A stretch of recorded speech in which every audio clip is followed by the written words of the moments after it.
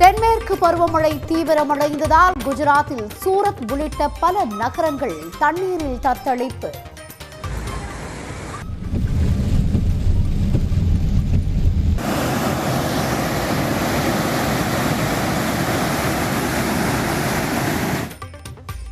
கோதாவரி நர்மதை ஆறுகளில் கரை புரண்டோடும் வெள்ளம்.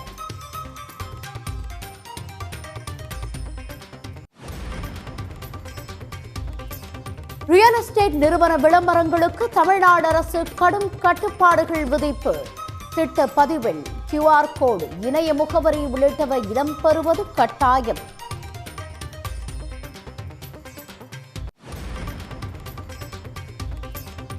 சாத்தூர் அருகே பட்டாசு ஆலையில் ஏற்பட்ட வெடி விபத்தில் ஒருவர் உயிரிழப்பு. பட்டாசு ஆலை போர்மேன் கைது, தப்பியோடிய உரிமையாளர் உள்ளிட்ட 3 பேருக்கு வலைவீச்சு.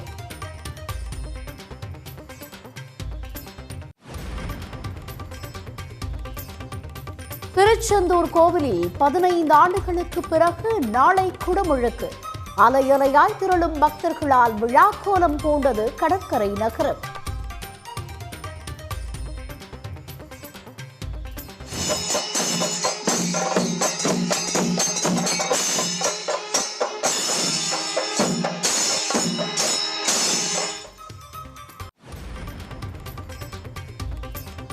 வரும் வெள்ளி சனிக்கிழமைகளில் முக்கிய நகரங்களுக்கு செல்லும் ரயில்களில் டிக்கெட்டுகள் விற்று தீர்ந்தன.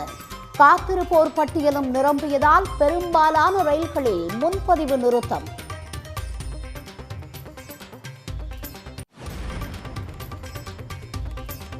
வரும் 11, 12ஆம் தேதிகளில் விமான கட்டணம் கிடுகிடு உயர்வு. சென்னையிலிருந்து மதுரை செல்லும் விமானத்தின் கட்டணம் 4000 16,000 ரூபாய் வரை அதிகரிப்பு.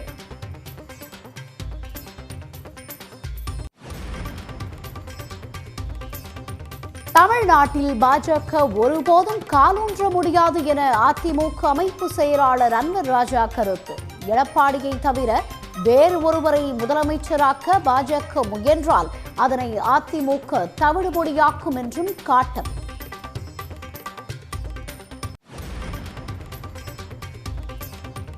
அன்புமணி பெயரை குறிப்பிடாமல் வெளியான ராமதாஸ் அறிவிப்பால் பரபரப்பு. பாமக பொறுப்புகளில் அன்புமணி நீடிக்கிறாரா என கட்சியினர் குழப்பம்.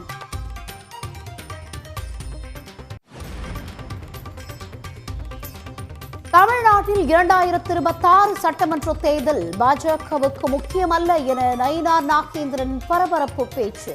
2029 நாடாளுமன்ற தேர்தலே நோக்கம் என்றும் விளக்கம்.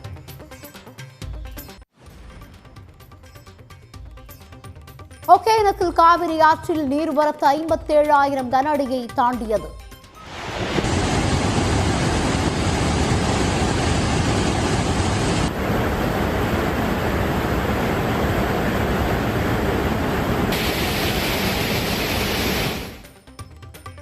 மேட்டூர் அணையிலிருந்து 50,000 கன அடிக்கு மேல் தண்ணீர் வெளியேற்றம்.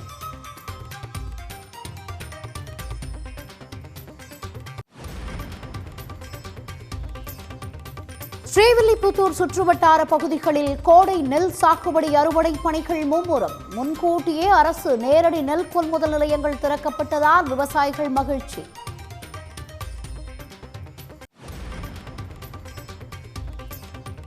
குன்னூர் மேட்டுப்பாளையம் மலைப்பாதையில் முகாமிட்ட ஒற்றை யானை. மலை ரயிலை வழிமறித்த யானையை வனத்துறையினர் விரட்டியடித்தனர்.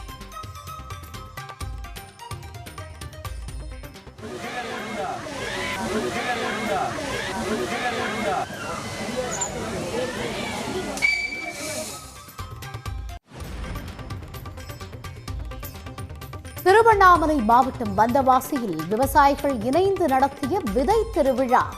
50க்கும் மேற்பட்ட அரங்குகளில் காட்சிப்படுத்தப்பட்ட பாரம்பரிய அரிசி ரகங்கள், கைவினை பொருட்கள்.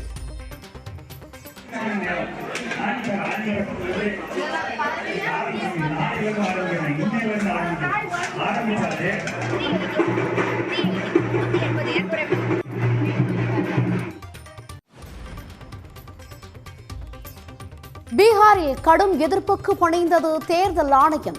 வாக்காளர் பட்டியல் திருத்தத்திற்கான கெடுபிடிகள் தளர்வு.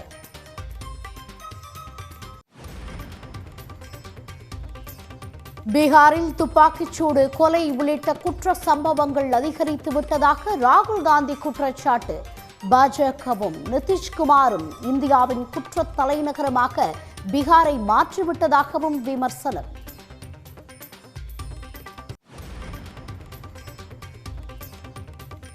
உத்தரப்பிரதேசத்தில் வைரல் வீடியோவால் பறிபோன விவசாயி உயிர்.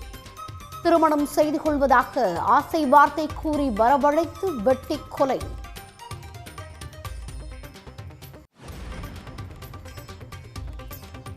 அரசு பங்களாவை காலி செய்யாதது குறித்து உச்சநீதிமன்ற முன்னாள் தலைமை நீதிபதி சந்திரசூட் விளக்கம். இரு மகள்களுக்கும் டெல்லி எய்ம்ஸ் மருத்துவமனையில் சிகிச்சை பெற்று வருவதே காரணம் என பதில்.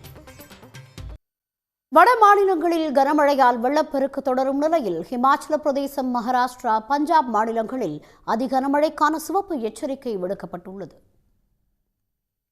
தென்மேற்கு பருவமழை நாடு முழுவதும் பரவியுள்ள நிலையில் பஞ்சாப், ஹரியானா, டெல்லி, மகாராஷ்டிரா, கர்நாடகா உள்ளிட்ட மாநிலங்களில் கனமழை பெய்து வருகிறது.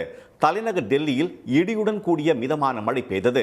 அங்கு மழை 2 நாட்களுக்கு நீடிக்கும் என்று இந்திய வானிலை மையம் தெரிவித்துள்ளது.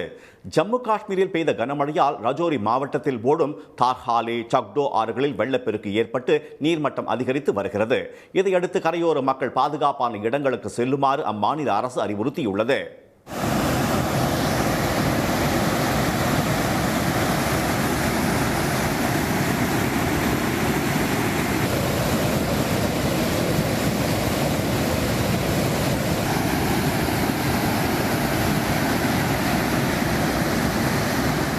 மகாராஷ்டிரா மாநிலம் நாசிக்கில் பெய்த கனமழையால் தாழ்வான பகுதிகளில் வெள்ளம் சூழ்ந்த நிலையில் பஞ்சவடி பகுதியில் உள்ள கோதாவரி ஆற்றில் வெள்ளம் கரை புரண்டோடியது. இதில் கரையோரம் உள்ள திரையம்பகேஸ்வரர் கோயில், சோமேஸ்வரர் கோயில், பஞ்சவடியில் உள்ள காலாராம் கோயில் உள்ளிட்ட பல கோயில்கள் மூழ்கின.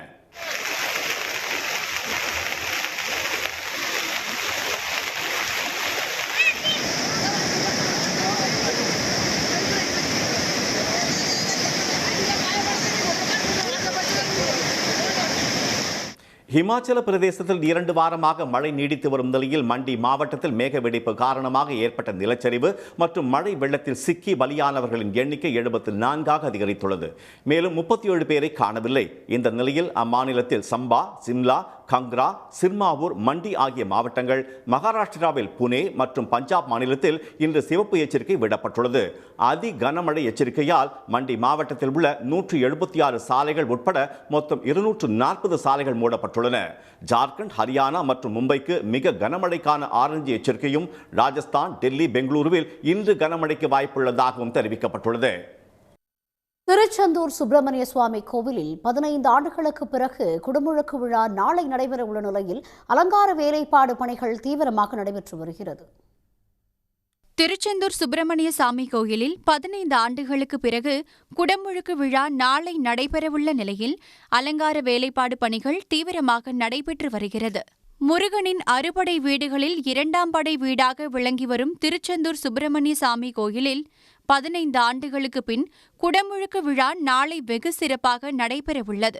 யாகசாலை மண்டபத்தில் கடந்த 1ஆம் தேதி முதல் தினசரி காலை மாலை 2 வேளையும் யாகசாலை பூஜைகள் நடைபெற்று வருகின்றன. குடமுழுக்கு விழா நாளை அதிகாலை நடைபெறுகிறது என்பதால் இன்று முதலே ஏராளமான பக்தர்கள் திருச்செந்தூருக்கு வந்த வண்ணம் உள்ளனர். இந்த நிலையில் கோயில் வளாகம் முன்பு செவ்வாழை, பலாப்பழம், இளநீர், வாழைப்பூ மற்றும் வண்ண வண்ண மலர்களால் தோரணங்கள் கட்டப்பட்டு அலங்கரிக்கப்பட்டு வருகின்றன. இப்போ இந்த பில்டிங்லாம் அழகா நல்ல பெருசா கட்டி இருக்காங்க. வாழைப்பழம், அதுக்கப்புறம் பலாப்பழம், நுங்கு இதெல்லாம் நல்லா கெட்டி தொங்க விட்டுருக்காங்க. மேலும் பக்தர்கள் வாகனம் நிறுத்துவதற்கு தேவையான வாகன நிறுத்தங்கள் மற்றும் தற்காலிக பேருந்து நிலையங்கள் ஏற்பாடு செய்யப்பட்டுள்ளன. பக்தர்களுக்கு தேவையான பல்வேறு வசதிகள் கூடுதலாக செய்யப்பட்டுள்ளன. குடமுழுக்கு நிகழ்ச்சியை பக்தர்கள் நேரலையில் காண LED திரைகள் மற்றும் அங்கேயே அன்னதான கூடங்கள் அமைக்கப்பட்டுள்ளன. கழிவறை, குடிநீர் வசதி என பக்தர்களுக்கு தேவையான பல்வேறு வசதிகள் கூடுதலாக செய்யப்பட்டுள்ளன. காவல்துறையினர் தீவிர கண்காணிப்பிலும் ஈடுபட்டு வருகின்றனர். திருச்செந்தூரில் 12 ஆண்டுகளுக்கு பிறகு நாளை குடமுழுக்கு நடைபெறவுள்ள நிலையில் பக்தர்கள் தொடர்ந்து கோவிலுக்கு வந்த வண்ணம் உள்ளனர். இந்நிலையில் குடமுழுக்கு விழாவுக்கான ஏற்பாடுகள் சிறப்பான முறையில் செய்யப்பட்டுள்ளதாக பக்தர்கள் தெரிவித்துள்ளனர். இதுக்கு முன்னாடி இருந்த கும்பாபிஷேகம் பார்த்துருக்கோம், இப்போ 2வது கும்பாபிஷேகம் பார்க்க வந்திருக்கோம். ரொம்ப கூட்டமாகவும் ரொம்ப நல்லாவும் ரொம்ப மனசுக்கு சந்தோஷமாகவும் இருக்குது. திருச்செந்தூர் முருகனை எதை நம்பினாலும் கண்டிப்பாக நடத்துவார். நான் என்னை வச்சு சொல்கிறேன், நான் எவ்வளோ பேருக்கோ நான் சொல்லியிருக்கேன், நடந்திருக்கு. அது மாதிரி இந்த கும்பாசியம் ரொம்ப சிறப்பாக இருக்குது. மக்களுக்கு போலீஸ்காரங்க எல்லாருமே நல்ல பாதுகாப்பு, நல்ல இடம், எல்லாருமே வந்து தரிசனம் பண்ணுங்க. ஸ்பிரிச்சுவல் ஹாப்பினஸ், தெய்வீக மகிழ்ச்சியை அருளக்கூடிய செந்தில் ஆண்டவர் இன்னைக்கு கோலாகலமாக கும்பாபிஷேக நிகழ்ச்சியிலே அனைத்து தேவாதி தேவர்களும் சித்தர்களும் ஒன்றிணைந்து இந்த கும்பாபிஷேகத்தை 21ஆம் நூற்றாண்டின் மகா கும்பாபிஷேகமாக நடத்தி கொண்டிருக்கிறார்கள். நாங்கள் வந்து முருகரை பார்க்கறதுக்காண்டி வந்திருக்கோம். பெரியவங்க சொன்னாங்க முருகரை பார்த்தா ரொம்ப நல்லதுன்னு, அதனால தான் நாங்கள் வந்திருக்கோம். ரொம்ப நல்லா இருக்குது, ரொம்ப நிறைய கூட்டம் இருக்குது, நாளைக்கும் நிறைய வரும். எங்கள் 15 வருஷம் கழிச்சு கும்பாபிஷேகன்றதுனால சிறப்பாக 3 நாள் வந்து அன்னதானம் பண்ணுறோம். நாளைக்கு இதோடய சிறப்பாக இருக்கும். இந்த முருகப்பெருமானுடைய மகிமையில் எல்லாரும் நல்லா இருக்கணும். 1ஆம் தேதியிலேருந்து பார்த்தீங்கன்னா கூட்டங்கள் வந்து அதிகரிச்சுட்டே இருக்குது. இன்றைக்கே பார்த்தீங்கன்னா ஒரு 5 லட்சம் மக்கள் இருக்கிறாங்க. எங்கே பார்த்தாலும் மனித தலைகளாகவே இருக்கிறாங்க. கடலில் நீராடுறாங்க, சாமியை போய் தரிசனம் பண்ணுறாங்க. ஏற்பாடெல்லாம் ரொம்ப பிரமாதமாக இருக்குது. வருஷம் சஷ்டிக்கு வருவோம். 21 வருஷம் ஆயிடுச்சு நாங்கள் சஷ்டிக்கு வந்து. இப்போ கும்பாபிஷேகத்துக்காக வந்திருக்கிறோம். கும்பாபிஷேகம் ரொம்ப சிறப்பாக நடக்குது. வந்துகிற மக்கள் அனைவருக்கும் எல்லா நலமும் எல்லா வளமும் முருகப்பெருமான் அருள்வார். இனி முக்கிய நிகழ்வுகளை ஒரு நிமிட செய்திகளாக காணலாம்.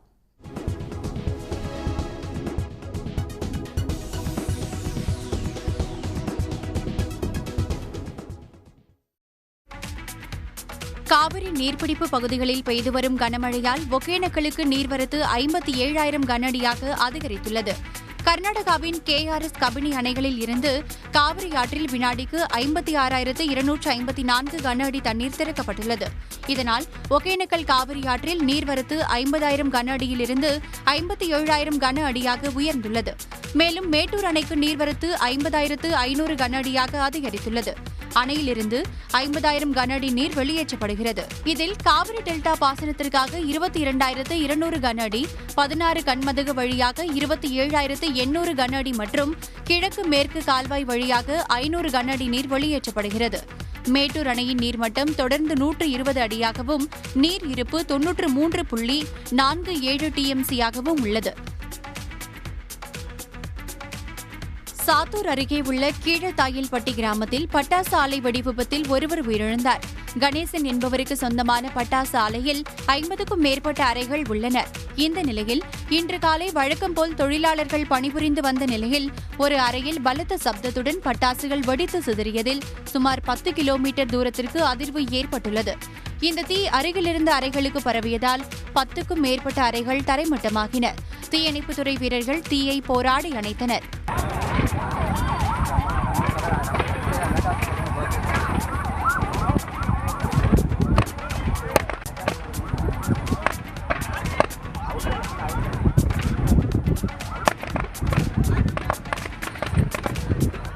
இந்த விபத்தில் தொழிலாளி பாலகுருசாமி உயிரிழந்த நிலையில் கண்ணன், ராஜபாண்டி, ராஜசேகர் மற்றும் 2 வடமாநில தொழிலாளர்களான கமலேஷ் ராம், ராகேஷ் ஆகியோர் காயமடைந்தனர்.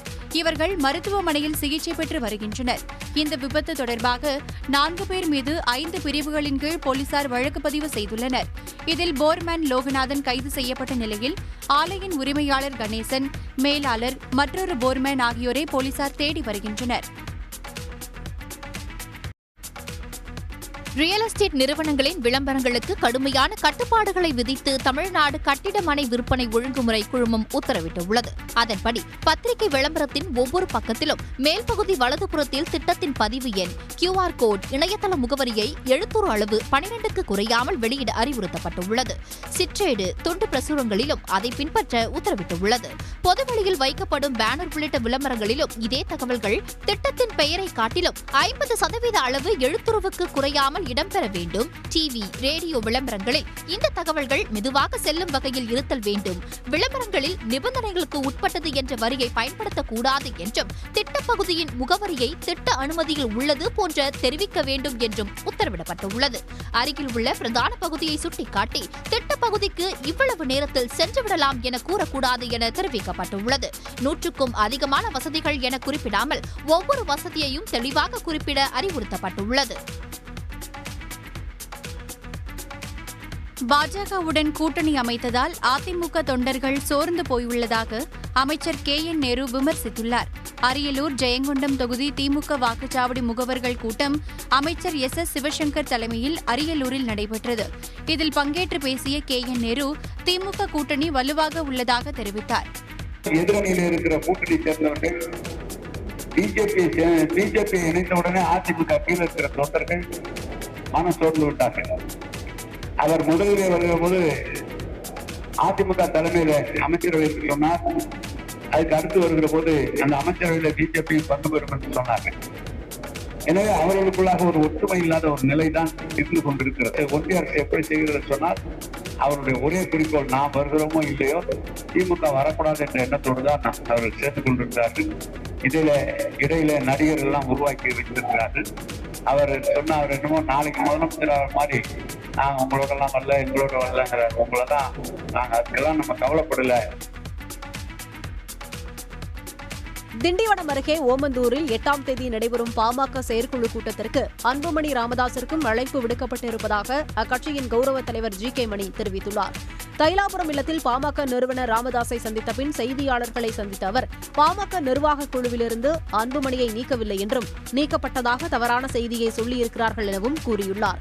மேலும் பாமக நிர்வாக குழு பட்டியலை ராமதாஸ் வெளியிடுவார் என்றும் GK மணி தெரிவித்தார். என்று காண்போம் எங்கள் ஒற்றுமை வளர்ச்சி, இதுதான் எங்களுக்கு இருக்கிற வேதனை எல்லாம் பிரச்சனையாக இருக்கிறதுனால ரொம்ப மனசு கஷ்டமாக இருக்குது. நிறைய கேள்விகளை கேட்டு பிரச்சனையாகக்கூடாது. நிர்வாக குழுவில் எங்கள் சென்னை அன்புமணி நிர்வாக குழுவில் நீக்கலை, யாராவது நீக்கிட்டாருன்னு தவறான செய்தியை சொல்லிட்டு. மேலும் என்று தனியும் தங்கள் தாகம் எப்போது நீங்கும் எங்கள் வேதனை என்னும் கவலையில் ஒற்றுமை மற்றும் வளர்ச்சியே பாமகவில் உள்ளவர்களின் வேதனையாக உள்ளதாகவும் GK மணி கூறியுள்ளார். விருதுநகர் மாவட்டம் ஸ்ரீவில்லிபுத்தூர் சுற்றுவட்டார பகுதிகளில் 5 இடங்களில் நெல் கொள்முதல் நிலையங்கள் திறக்கப்பட்டதற்கு விவசாயிகள் வரவேற்பு தெரிவித்துள்ளனர். வத்ராயிருப்பு, கான்சாபுரம், கூமாப்பட்டி உள்ளிட்ட பகுதிகளில் சாகுபடி செய்யப்பட்ட நெற்பயிர்கள் அறுவடைக்கு தயார் நிலையில் உள்ளன. இந்த நிலையில் விவசாயிகளின் கோரிக்கையை ஏற்று ஸ்ரீவில்லிபுத்தூர் சுற்றுவட்டார பகுதிகளில் 5 இடங்களில் நெல் கொள்முதல் நிலையங்கள் திறக்கப்பட்டதற்கு விவசாயிகள் நன்றி தெரிவித்துள்ளனர். இந்த நெல் அறுவடை நேரத்தில் எங்களுக்கு களத்தில் போட்டு வச்சுட்டு மழை தண்ணி நேரத்தில் எதிர்பார்க்கக்கூடிய சூழ்நிலையில் இருந்துச்சு. ஆனால் எங்கள் முதல்வர் ஸ்டாலின் அவர்கள் எங்கள் ஏரியாவில் 5 நெல் கொள்முதல் தொடர்ந்து எங்களுக்கு பயனுள்ளதாக இருந்துச்சு. ஒன்று வத்ராயிப்பில் தொடங்கியிருக்காங்க, இன்னொன்று கான்சாபுரத்தில், இன்னொன்று கும்மாப்பட்டியில், இன்னொன்று சுந்தரபாண்டியத்தில், இன்னொன்று தம்பிவீட்டில். இதேபோன்று ஸ்ரீவில்லிபுத்தூர் சுற்றுவட்டார பகுதிகளில் கொப்பரை கொள்முதல் நிலையம் ஒன்றையும் நிறுவினால் விவசாயிகள் மேலும் பயனடைவர் என்று அப்பகுதி விவசாயிகள் தெரிவித்துள்ளனர். பெருங்கவிக்கோ வாமு சேதுராமன் உடல் காவல்துறை மரியாதையுடன் நல்லடக்கம் செய்யப்படும் என அறிவித்துள்ள முதலமைச்சருக்கு அவரது குடும்பத்தினர் நன்றி தெரிவித்துள்ளனர். அரசு மரியாதையுடன் அடக்கம் செய்யப்படும் என மாபெரும் தமிழறிஞருக்கு தமிழுக்கு கிடைத்த மரியாதை செய்திருக்கிற முத்துவேல் கருணாநிதி ஸ்டாலின் அவர்களுக்கு எங்கள் குடும்பம் சார்பாக நன்றியை தெரிவித்துக் கொள்கிறோம். உடல்நலக்குறைவால் காலமான வாமு சேதுராமன் உடலுக்கு முதலமைச்சர் MK ஸ்டாலின் நேரில் சென்று அஞ்சலி செலுத்தினார். வைகோ, திருமாவளவன் உள்ளிட்ட அரசியல் தலைவர்களும் தமிழ் ஆர்வலர்களும் அஞ்சலி செலுத்தினர். வாமு சேதுராமன் உடல் சென்னையிலிருந்து சொந்த ஊரான கமுதி அருகே ஆண்டநாயகபுரத்திற்கு கொண்டு செல்லப்பட்டு நாளை மாலை காவல்துறை மரியாதையோடு நல்லடக்கம் செய்யப்பட உள்ளது. உதகை அருகே பிங்கர் போஸ்ட் பகுதியில் வீட்டின் மீது விழுந்த காரால் அப்பகுதியில் பரபரப்பு ஏற்பட்டது. கேரள மாநில சுற்றுலா பயணிகள் உதகையை சுற்றி பார்க்க வந்தபோது கட்டுப்பாட்டு இழந்த கார் பள்ளத்தில் இருந்த வீட்டின் மீது விழுந்து விபத்துக்குள்ளானது.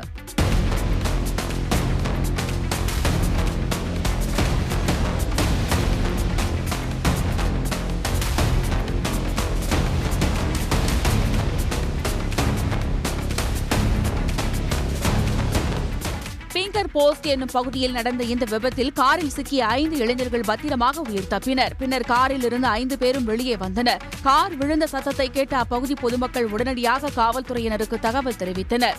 சம்பவ இடத்திற்கு வந்த காவல்துறையினர் மீட்பு வாகனத்தை கொண்டு வீட்டின் மீது விழுந்த காரை மீட்டனர். வார விடுமுறையொட்டி குமரியின் குற்றாலம் என்று அழைக்கப்படும் திற்பரப்பு அருவியில் சுற்றுலா பயணிகள் குவிந்தார்கள். மாவட்டத்தின் பல்வேறு பகுதிகளிலிருந்தும் அண்டை மாநிலமான கேரளாவிலிருந்தும் ஏராளமான சுற்றுலா பயணிகள் காலை முதலே வருகை தந்ததால் திற்பரப்பு அருவி பகுதி களை கட்டியது. தற்போது குமரி மாவட்டத்தில் அவ்வப்போது மழை பெய்து வருவதால் திற்பரப்பு அருவியில் தண்ணீர் கொட்டி வருகிறது. இதனால் ஞாயிறு வார விடுமுறையொட்டி குவிந்த சுற்றுலா பயணிகள் அருவியில் நீண்ட நேரம் குளித்து மகிழ்ந்தார்கள். மேலும் திற்பரப்பு மெயின் அருவி பகுதியில் தண்ணீர் ஆக்ரோஷமாக கொட்டி வருவதால் தண்ணீர் குறைவாக விழும் பகுதியில் மட்டுமே சுற்றுலா பயணிகள் குளிக்க அனுமதிக்கப்பட்டார்கள்.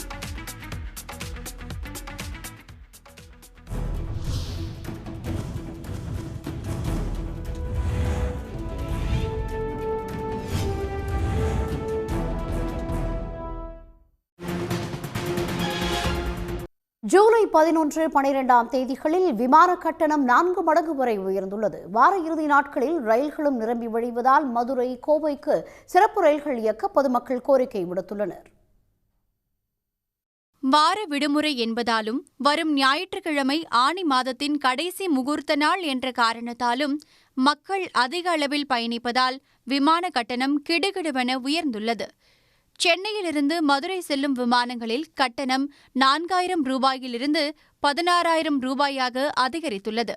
பண்டிகை காலங்கள், முகூர்த்த நாட்களில் விமான கட்டணம் பல மடங்கு உயர்த்தப்படுவதாக கூறும் பயணிகள் இதுகுறித்து பல புகார்கள் எழுந்தபோதும் ஒன்றிய அரசு கட்டண உயர்வை தடுக்க தவறிவிட்டதாக குற்றம் சாட்டுகின்றனர். நடுத்தர மக்கள் தாண்டி மேலே போகிறவங்கலாம் பார்த்தீங்கன்னா ஃப்ளைட்டில் போகிறாங்க. அந்த ஃப்ளைட்டும் சார்ஜஸ் பார்த்தீங்கன்னா அந்த ரேஞ்ச் வந்து ஒரு 2 நாளைக்கு முன்னாடி, ஒரு நாளைக்கு முன்னாடி பார்த்தீங்கன்னா 4000 ரூபா இருக்கிற டிக்கெட்டு 12,000 ரூபா, 10,000 ரூபான்னுலாம் ஏறுது. அப்படி அந்த பிளைனும் கூட பத்துறதில்லை ஃப்ளைட்டு. இப்படி இருக்கிற நேரத்தில் மக்களுடைய நலனை கருதி போர்க்கால அடிப்படையில் இது சிறப்பு ரயில்களை வந்து கண்டிப்பாக இது இயக்கணும். தாம்பரம் டு போத்தனூர் ஜங்ஷனுக்கு ஒரு வண்டி விட்டாங்க. இதெல்லாம் வந்து எப்படின்னா யானைக்கு சோளப்பொரி போட்ட மாதிரி தாங்க. சென்னையிலிருந்து மதுரை, கோவை போன்ற முக்கிய நகரங்களுக்கு செல்லும் அனைத்து ரயில்களிலும் டிக்கெட்டுகள் விற்று தீர்ந்தன.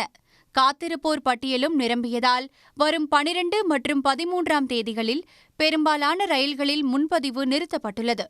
எனவே சென்னையிலிருந்து மதுரை, கோவை உள்ளிட்ட முக்கிய நகரங்களுக்கு இரவு நேரங்களில் கூடுதல் ரயில்கள் இயக்க பயணிகள் கோரிக்கை விடுத்துள்ளனர். சிலம்புல பாத்தீங்கன்னா செகண்ட் ஏசி பிரீமியம் தட்டில் கடைசி டிக்கெட் போடும்போது 5200 ரூபா ஒரு டிக்கெட்டு. இப்போ பாத்தீங்கன்னா இதனால விமான கட்டணமும் பாத்தீங்கன்னா 13,000, 14,000 நீங்க மதுரையில இருந்து, தூத்துக்குடியில இருந்து சென்னை செல்வதற்கு. ஸோ இப்போ சாமானிய மக்களுக்கு வந்து டிக்கெட் கிடைக்க கூடாத ஒரு நிலை தான் இருந்துகிட்டு இருக்குது. கூடுதல் ரயில்கள் இயக்க வேண்டும். பாண்டியனுக்கு பதில் இன்னொரு பாண்டியன், நெல்லைக்கு பதில் இன்னொரு நெல்லை, பொதிகைக்கு பதில் கூடுதலாக இன்னொரு ரயில். இந்த மாதிரியான ஒரு கான்செப்டுக்கு போனோம். வார இறுதி நாட்கள் அதிகமா இருக்குது, எந்த இடங்கள்ல இருந்து அதிக முன்பதிவு இருக்குது அதை கருத்தில் கொண்டு கூடுதல் ரயில்களை இயக்க பார்க்கணும். வார இறுதிகளில் வந்து பார்த்தீங்கன்னா இறுதி நாட்களில் வந்து அதிகமான சிறப்பு ரயில்கள் வந்து இந்த மாதிரியான சென்னை, கோயம்புத்தூர், திருச்சி, மதுரை போன்ற நகரங்களுக்கு வந்து செயல்படுத்தினா நல்லாயிருக்கும் அப்படின்னு சொல்லிட்டு அதோடைய புக்கிங்லேயும் வந்து பார்த்திங்கன்னா ரிசர்வேஷனில் சில மாற்றங்களை கொண்டு வரணும். எல்லா மக்களுக்குமே பயனுள்ளதாக எளிதான முறையில் வந்து பார்த்திங்கன்னா இந்த புக்கிங் வந்து ரிசர்வேஷன் சிஸ்டம் கொண்டு வரணும். பண்டிகை காலங்கள் மற்றும் முகூர்த்த நாட்களில் இதே போன்ற நிலை தொடர்வதால் வார இறுதி நாட்கள் மற்றும் முக்கிய நாட்களை கருத்தில் கொண்டு சிறப்பு ரயில்கள் இயக்க வேண்டும் என்பதே மக்களின் முதன்மையான கோரிக்கையாக உள்ளது. தமிழ்நாட்டில் பாஜக ஒருபோதும் காலூன்ற முடியாதென்று திட்டவட்டமாக தெரிவித்துள்ள அதிமுக அமைப்பு செயலாளர் MP அன்வர் ராஜா, கூட்டணி ஆட்சிக்கான பாஜக நிர்பந்தத்திற்கு அதிமுக அடிபணியாதென்றும் உறுதிபட கூறியுள்ளார். நாளிதழ் ஒன்றுக்கு அன்வர் ராஜா அளித்துள்ள பேட்டியில் பாஜக உடனான கூட்டணி, 2026 சட்டமன்ற தேர்தல் பணிகள், கூட்டணி ஆட்சி, ஒன்றிய அரசின் அணுகுமுறை உள்ளிட்ட கேள்விகளுக்கு பதில் அளித்துள்ளார். எந்த காலத்திலும் தமிழ்நாட்டு மக்கள் கூட்டணி ஆட்சியை விரும்ப மாட்டார்கள் என்று தெரிவித்துள்ள அன்வர் ராஜா, தனித்து ஆட்சி என்ற கோஷம்தான் தமிழ்நாட்டில் எடுபடும் என்றும் கூறியுள்ளார். பெரும்பான்மை இடங்களை அதிமுக பிடிக்கப் போகிறது என்பதால் கூட்டணி ஆட்சி என்ற பேச்சுக்கே இடமில்லை என குறிப்பிட்டுள்ள அவர், தேர்தல் முடிவுகளுக்கு பிறகு கூட்டணி ஆட்சிதான் என பாஜக நிர்பந்தித்தால் அதற்கு அதிமுக பணியாது என்று கூறியுள்ளார். ஒருவேளை கூட்டணி ஆட்சிக்கு EPS முரண்டு பிடித்தால் செங்கோட்டையன், வேலுமணி போன்றவர்களை வைத்து பாஜக புதிய திட்டம் போடலாம் என்கிறார்களே என்ற கேள்விக்கு, இதுபோன்ற திட்டங்கள் பாஜகவிடம் இருந்தால் அவற்றை அதிமுக தவிடு பொடியாக்கும் என பதில் அளித்துள்ளார். தமிழ்நாட்டை பொறுத்தவரை கூட்டணிக்கு தலைமை தாங்கப் போவது அதிமுக தான் என்று கூறியுள்ள அன்வர் ராஜா, இதை பாஜக ஏற்கவில்லை என்றால் இரு கட்சிகளுக்குமான ஒருங்கிணைப்பு சாத்தியமில்லை என தெரிவித்துள்ளார். மேலும் தமிழ்நாட்டில் காலூன்ற துடிப்பது பாஜகவின் எண்ணமாக இருந்தாலும் அது ஒருபோதும் நடக்காது என்று அன்வர் ராஜா கூறியுள்ளார். அதிமுக பாஜக கூட்டணி அறிவிப்பு 2 மாதங்கள் கடந்துள்ள நிலையில் பாஜகவை அன்வர் ராஜா கடுமையாக விமர்சித்துள்ளார். சத்தியமங்கலம் புலிகள் காப்பக பகுதியில் சிதிலமடைந்த நிலையில் உள்ள பழங்குடியினர் அருங்காட்சியகத்தை சீரமைத்து மீண்டும் பயன்பாட்டிற்கு கொண்டுவர கோரிக்கை எழுந்துள்ளது. ஈரோடு மாவட்டம் சத்தியமங்கலம் புலிகள் காப்பகத்திற்குட்பட்ட காராட்சிக்கொரை கிராமத்தில் 7 கோடி ரூபாய் மதிப்பீட்டில் கடந்த 2022ஆம் ஆண்டு பழங்குடியினர் அருங்காட்சியகம் மற்றும் சூழல் கலாச்சார மையம் அமைக்கப்பட்டு திறந்து வைக்கப்பட்டது. இந்த அருங்காட்சியகத்தில் பழங்குடியின மக்கள் வனம் மற்றும் வன உயிரினங்களுடன் ஒன்றிணைந்து வாழும் முறை, அவர்களின் வாழ்விடங்கள், வாழ்க்கை முறைகள், அவர்கள் பயன்படுத்திய இசைக்கருவிகள் ஆகியவை காட்சிப்படுத்தப்பட்டன.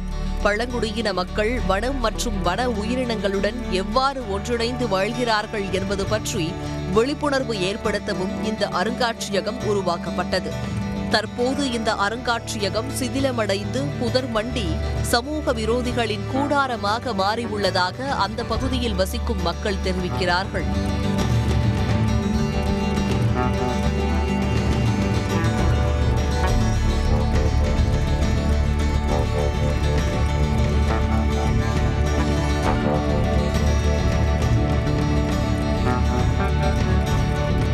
மேலும் பழங்குடியினரின் தத்ரூபமான சிலைகள் மற்றும் வனவிலங்குகளின் சிலைகள் ஆகியவை சேதமடைந்து கேட்பாரற்று கிடப்பதாக வேதனை தெரிவித்தனர்.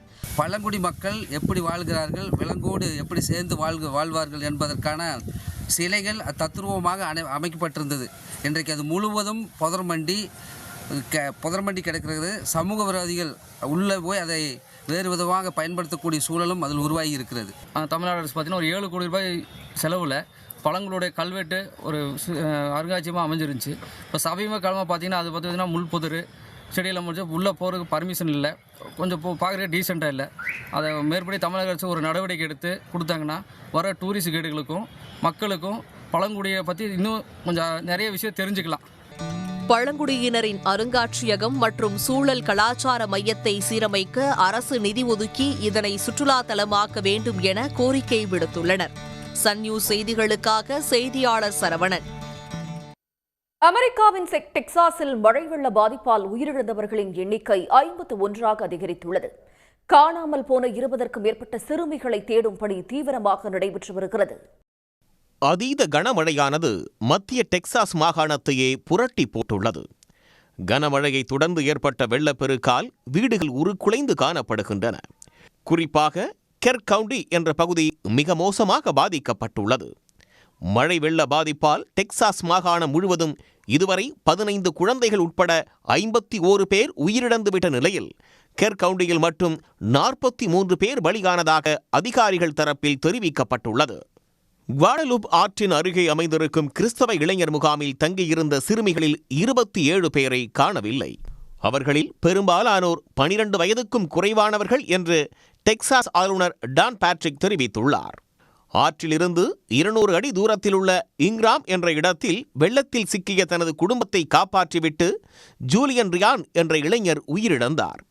தன்னுடைய வருங்கால மனைவி, குழந்தை உள்ளிட்டோர் வீட்டின் உள்ளே சிக்கியதை அடுத்து கண்ணாடியை உடைத்து ஜூலியன் அவர்களை காப்பாற்றியுள்ளார். அப்போது கண்ணாடி கிழித்து கையில் காயம் ஏற்பட்ட நிலையில் நீரில் மூழ்கி அந்த இளைஞர் உயிரிழந்தார். ஜூலியன் ரியானை உண்மையான ஹீரோ என்று அவரது குடும்பத்தினர் கண்ணீரோடு கூறுகின்றனர். டெக்சாஸில் Travis county, Tom Green county ஆகிய இடங்களில் உயிர் சேதம் ஏற்பட்டுள்ளது.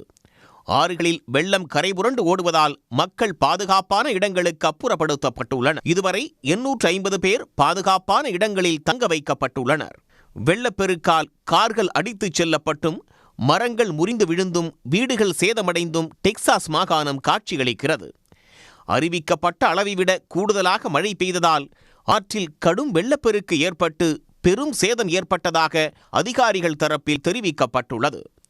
இதனிடையே மீட்பு நடவடிக்கைகளும் காணாமல் போனவர்களை தேடும் பணியும் தீவிரமாக நடைபெற்று வரக்கூடிய நிலையில் மத்திய டெக்சாஸில் வெள்ளப்பெருக்கு அதிகரிக்கும் அபாயம் உள்ளதாக தேசிய வானிலை சேவை மையம் எச்சரிக்கை விடுத்துள்ளது. அரசு துறைகளின் சேவைகள், திட்டங்களை மக்கள் வசிக்கும் பகுதிக்கே சென்று வழங்கும் உங்களுடன் ஸ்டாலின் திட்டம் தொடர்பான தகவல் கையேடு மற்றும் விண்ணப்பங்களை வீடு வீடாக சென்று வழங்கும் பணி நாளை தொடங்குகிறது. 3 மாதங்கள் தொடர்ச்சியாக நடைபெறும் இப்பணியில் 1 லட்சம் தன்னார்வலர்கள் ஈடுபட உள்ளனர். கலைஞர் மகளிர் உரிமை தொகை பெற தகுதியுள்ள விடுபட்ட மகளிர் யாரேனும் இருப்பின் முகாம் நடைபெறும் நாளன்று தங்கள் விண்ணப்பத்தை அளிக்கலாம் என ஏற்கனவே அறிவிக்கப்பட்டுள்ளது. காவிரி கூட்டு குடிநீர் திட்டப் பணிகள் தற்போது 300 கோடி ரூபாய் செலவில் முடுக்கிவிடப்பட்டுள்ளதால் இன்னும் 3 மாதங்களில் பெரம்பலூர் மக்களுக்கு கூடுதல் தண்ணீர் வழங்கப்படும் என்று நகர்ப்புற நிர்வாகத்துறை அமைச்சர் KN நேரு உறுதியளித்துள்ளார். பெரம்பலூரில் திமுக வாக்குச்சாவடி மற்றும் டிஜிட்டல் வாக்குச்சாவடி முகவர்களுக்கான ஆய்வுக் கூட்டத்தில் பேசிய அவர் இதனை குறிப்பிட்டார். கிருஷ்ணகிரி மாவட்டம் மத்தூரில் இயற்கை விவசாயிகள் நலச்சங்கத்தின் சார்பில் ஒருங்கிணைக்கப்பட்ட சிறுதானியம், காய்கறி, கிழங்கு மற்றும் பாரம்பரிய நெல் வகைகளின் கண்காட்சி பார்வையாளர்களை வெகுவாக கவர்ந்தது. சிறுதானியங்கள், காய்கறி விதைகள், கைவினைப் பொருட்கள் உள்ளிட்டவற்றை பொதுமக்கள் ஆர்வத்துடன் வாங்கிச் சென்றனர். நாங்கள் ஒரு 75 ரக நெல்லை காட்சிப்படுத்தியிருக்கோம். ஒரு 250 வகையான பாரம்பரிய விதைகளை காட்சிப்படுத்தியிருக்கிறோம். இதில் மதிப்பு கூட்டினது, நம்ம சங்கத்தில் இருந்து மதிப்பு கூட்டின பொருட்களை வச்சுருக்காங்க. செடியை நம்ம கொஞ்சம் பேருக்கு கொடுக்கறதா கொண்டு வந்து வச்சுருக்கோம். இலவசமாக வீட்டு செடி, மாடி தோட்டம் வளர்க்குறதுக்காக நம்ம ஏற்பாடு பண்ணியிருக்கோம். நெல் உள்ளிட்ட விவசாய பொருட்களுக்கு கடன் காலக்கெடுவை 6 மாதத்திலிருந்து 1 வருடமாக உயர்த்திய முதலமைச்சருக்கு ஆரணி விவசாய சங்கத்தினர் நன்றி தெரிவித்துள்ளனர். சில மாதங்களுக்கு முன்பு 15 கோரிக்கைகளுடன் விவசாய சங்கத்தினர் மாவட்ட நிர்வாகத்திடம் மனு அளித்தனர். அதில் கடன் காலக்கெடு கோரிக்கை நிறைவேற்றப்பட்டதை அடுத்து விவசாயிகள் நன்றி தெரிவித்துள்ளனர். 6 மாத கடனை 1 வருடமாக நீட்டிப்பு செய்தோம். 1 வருடம் பொறுத்து கடனை கட்டினால் ரினிவல் செய்தால் போதும் என்று 2 தினத்துக்கு முன்னால் ஒரு உத்தரவை அளித்துள்ளார். எனவே நம்ம தமிழ்நாடு அரசு, முதலமைச்சர் அவர்கள் ஸ்டாலின் ஐயா அவர்களுக்கு எங்கள் தமிழ்நாடு தேசிய பசுமை புரட்சி சங்கத்தின் சார்பாக ஒரு நன்றியை தெரிவித்துக் கொள்கிறோம். குன்னூரிலிருந்து அதிகரட்டி கிராமம் வழியாக உதகைக்கு இயக்கப்பட்ட பேருந்து சேவையை மீண்டும் தொடங்க வலியுறுத்தி கிராம மக்கள் பேருந்து சிறைப்பிடிப்பு போராட்டத்தில் ஈடுபட்டனர். கடந்த 2 வாரங்களாக பேருந்து சேவை நிறுத்தப்பட்டதால் பெரும் சிரமத்தை எதிர்கொள்வதாக கிராம மக்கள் தெரிவித்தனர். நிறைய இந்த கல்லூரிகளுக்கு போறவங்க, பள்ளிகளுக்கு போறவங்க, அரசு வேலைகளுக்கு போறவங்க, முக்கியமாக அங்க இருக்கக்கூடிய நம்முடைய அரசு மருத்துவக் கல்லூரி, மருத்துவமனைக்கு போறவங்க, காய்கறி தோட்டங்களுக்கு, விவசாய கூலிகள் மிகப்பெரிய அளவில் பாதிக்கப்பட்டதனுடைய எதிர்வலியாக தமிழ்நாடு முழுவதும் 2299 கிராம உதவியாளர் காலி பணியிடங்களை நிரப்புவதற்கான அறிவிப்பு மாவட்ட வாரியாக வெளியிடப்பட்டுள்ளது. அதில் காலியிடங்கள் உள்ள கிராமத்தின் விவரம், விண்ணப்பிக்க வேண்டிய கடைசி நாள், எழுத்துத் தேர்வு மற்றும் நேர்முக தேர்வு நடைபெறும் நாள் உள்ளிட்ட விவரங்கள் இடம்பெற்றுள்ளன. அதன்படி அனைத்து மாவட்டங்களிலும் செப்டம்பர் மாத இறுதிக்குள் எழுத்துத் தேர்வு மற்றும் நேர்முக தேர்வை நடத்தி முடிக்க வருவாய்த்துறை திட்டமிட்டுள்ளது.